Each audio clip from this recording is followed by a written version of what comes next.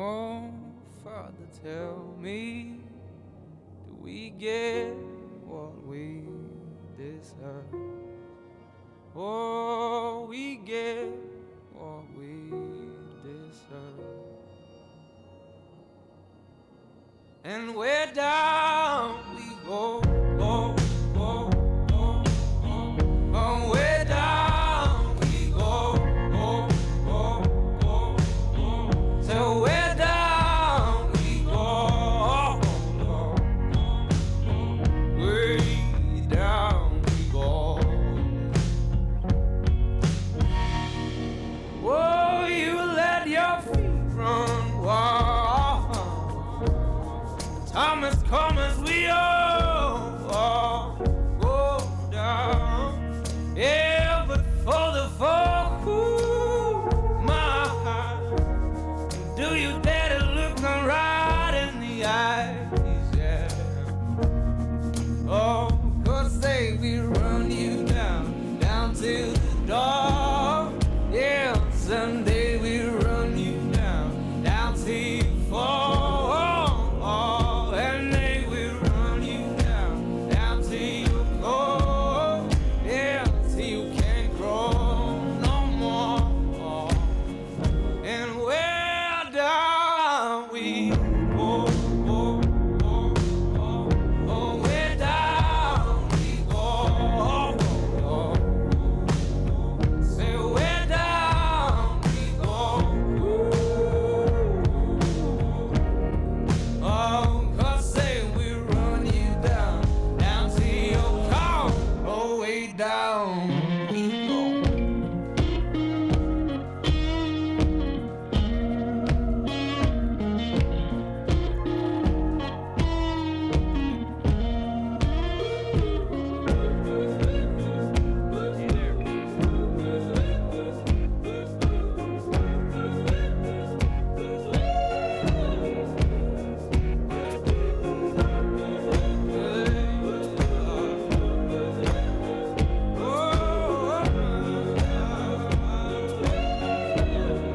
Oh, baby, yeah. Oh, baby,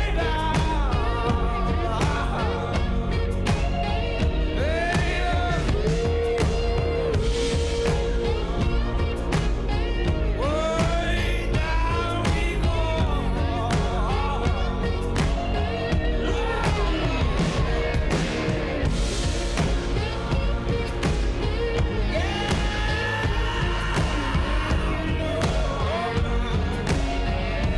Way down we go, go, go, go, go.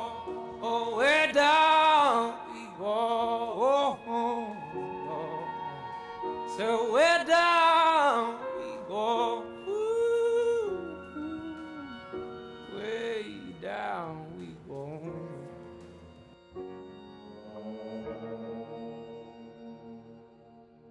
Tech Preview is back, and what we've seen on September 19 was the 500 setups where there's 500 players across 3 and 4 network locations, and pretty good results. I think the results speak for themselves.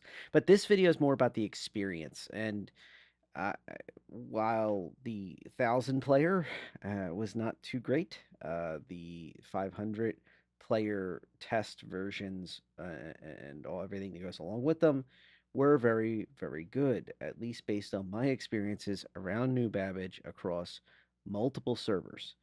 Now, I did have over the entire night 2 disconnects. One was on the 1,000 players. I really don't count that, but the other one was a disconnect in the Saber Perry flyby, for example. Towards the end of that, where I edited it out, there is a disconnect. But it was pure wonderful madness. And it brings up an interesting topic of how this game's actually going to play when you have 500 or 1,000 or even more players in these servers. In the chat, people were debating whether 2,500 or 5,000 was the ultimate goal for across servers. And as a reminder, there are these tree networks in the server concept where all the players are being pushed back and forth between different servers that kind of act all in one system. And I'm going to go a little more in depth with that in another video, but I needed to get this, well, to be blunt, I needed to get it into copyright jail because of the video, because of the audio to start the process of getting it cleared. But also, I wanted to talk about something I don't think a lot of people are addressing. Uh, when you have enough players in a critical mass, the entire game experience is completely different. The very NPCs you see on this screen in front of you and the party that were around us, we started feeling like we were kind of organically taking over this bar area, for example, at Wally's Bar, because plain and simple, it didn't matter if the NPCs, aside from the bartenders, were acting out of place or not doing a dang thing. They could just sit in a chair and pretend to look at their movie glass all day. It doesn't matter because there was so many players there. We were all chatting and having a good time and kind of taking part in the test in a way that it didn't need to be a bunch of content that was put together by CIG. The players themselves created it. In the other video earlier, you saw multiple flights of 890 jumps landing in places and kind of creating the party around them. And it kind of became clear that was the ship. Now, there was some valiant attempts by a Hull C pilot to try to make a party bus of their Hull C and go around the system, testing cargo grids during this massive player number count server, and that didn't work out for that player.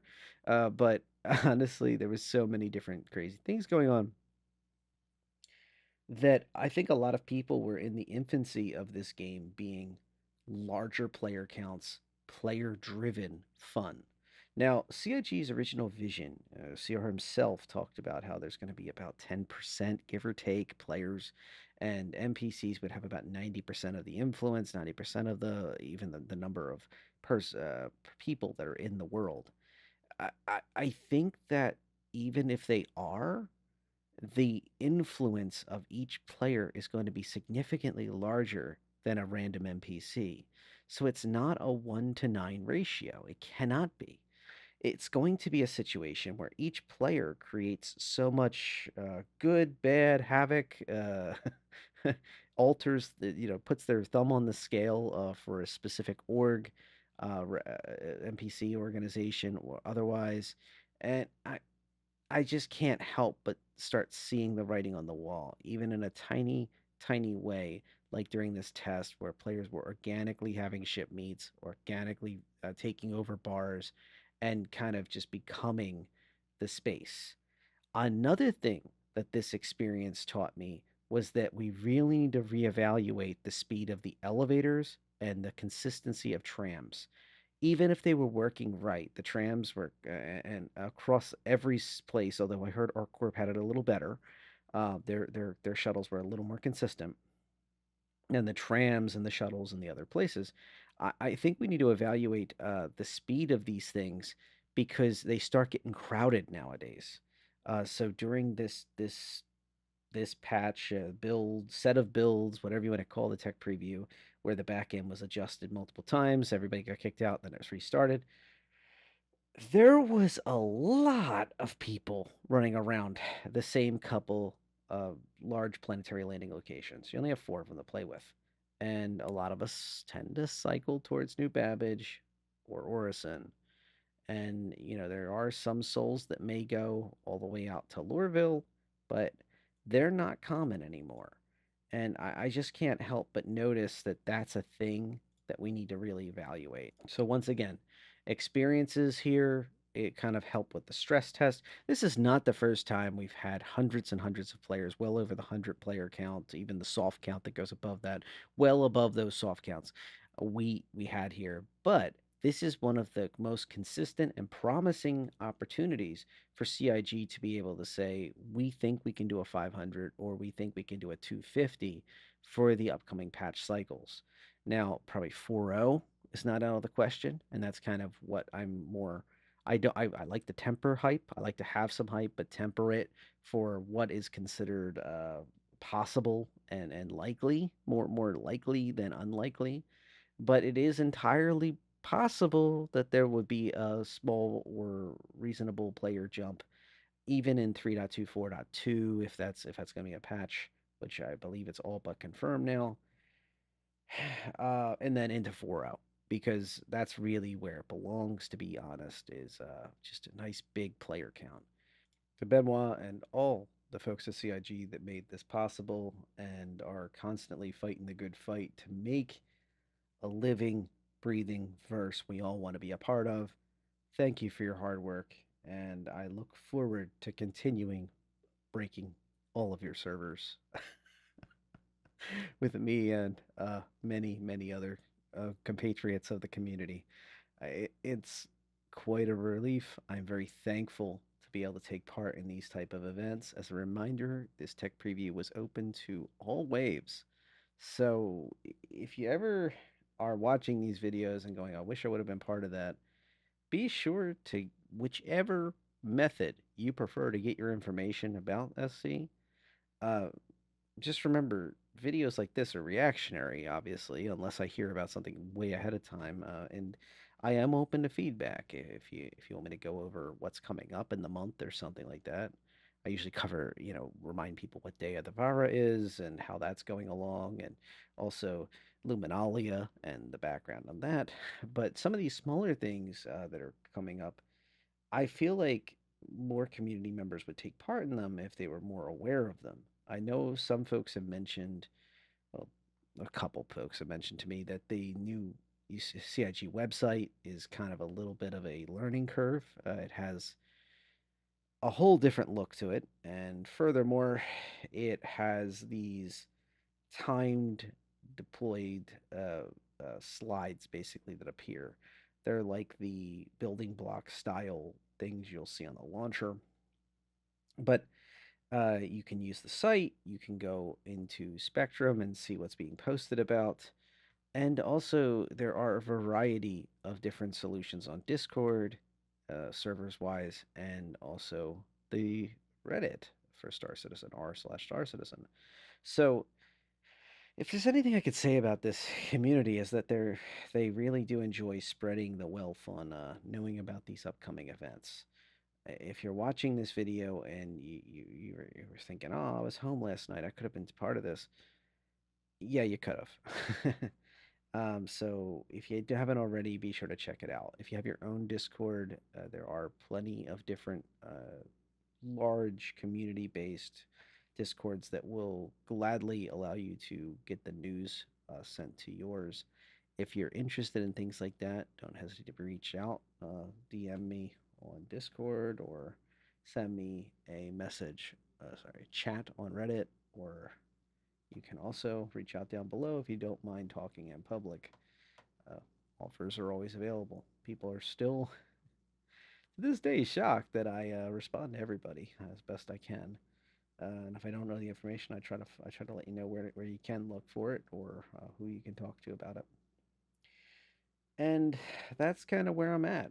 I think at this point we're starting to see at least the start of a maturity in the community where we're seeing something as simple as a much larger player count shows this real live working environment, and then you have a crash like I just experienced in this clip. So while I was putting this together, I thought it would be fair to show the honest experience I was dealing with by showing one of my through code 30K, the infamous 30K. And that's the bittersweet side of testing. So if you are going to get involved in testing, know what you're getting yourself into. It's not the end of the world. Don't be afraid to die a few times. Your stuff is always there. As a reminder, this has the same rules as PTU, so you'll get your stuff back on the next build. Even if you lost it all, oh goodness gracious, you can just get it back on the next build. And yeah, exciting times ahead.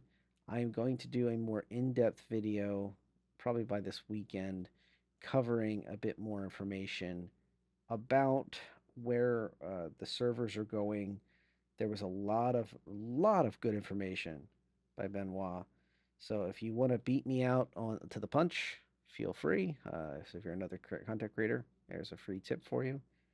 And the other thing that's being pressed upon that's kind of interesting is twofold. One, we're seeing more video content coming out of Star Citizen, official video content coming out of Star Citizen, uh, stu- Star Citizen Studios, coming out of CIG Manchester from their studio. They're detailing the 4.0 features, so completely skipping the 3.2, 4.2 patch cycle, and kind of already looking ahead to 4.0 and trying to start pumping it up, which suggests that they're really looking at accelerated schedule. And another exciting thing is that they are starting to push the idea of what's beyond 4.0, what's beyond 4.0, which is most likely going to be covering Star Citizen 1.0, uh, which is really interesting. There's a lot of ambitious things in there about how many star systems that the game would have, how big the servers would be treated, uh, how many ships. But I mean, the biggest thing is the takeaway is that so many star systems.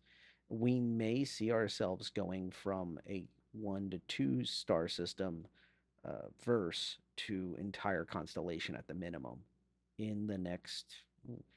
It's dangerous to say dates.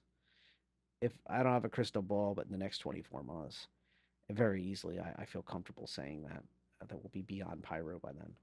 I know that's scary to say, and I may eat my words, but uh, based on how they're trying to signal and how important it is, and I'm gonna back that up with some simple math here.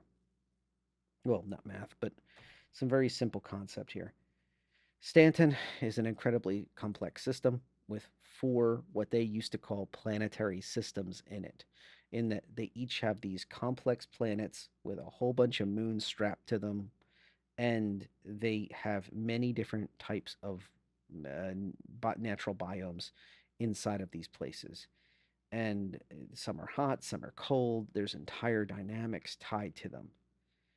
Pyro may not have large planetary landing locations, but it does have the same deal with these planetary systems, so to speak, with moons, and they do have outposts on them that are brand new, not that are just being developed for this, and other things that are going to go back to Stanton but are brand new.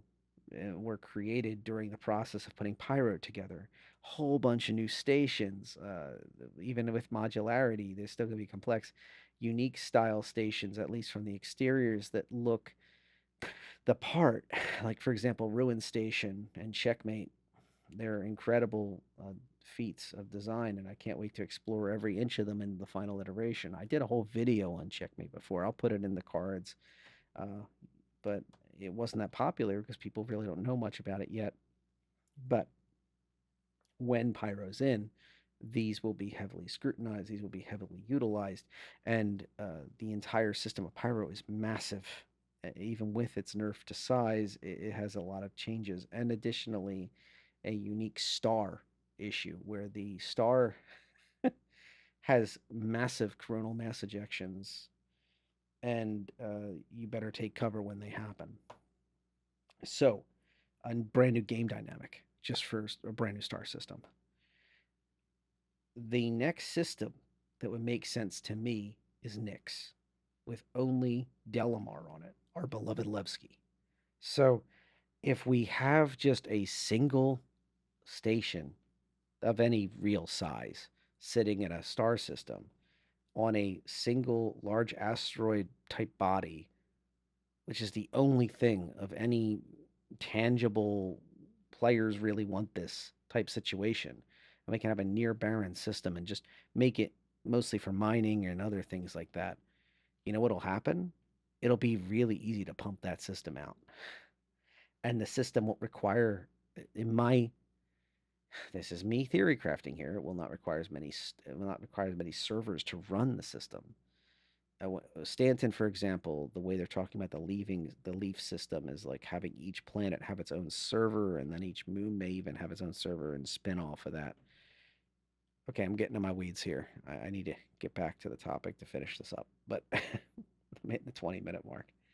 But the point is that a lot of systems If we don't go towards Terra, which is next door to Stanton, another built up, incredibly, even more built up than Stanton, if you can imagine that, massive, massive, key jewel of the empire, so to speak, of the UEE, um, with all the manufacturing there, especially. If we don't go towards Terra, we can suddenly go towards these other systems that may have utility, may have industry, key advantages for players to want to go there and compete for, or at least defend their friends to go exploit or space truck through. And these systems are going to become much, much bigger. So that's kind of where I'm at right now.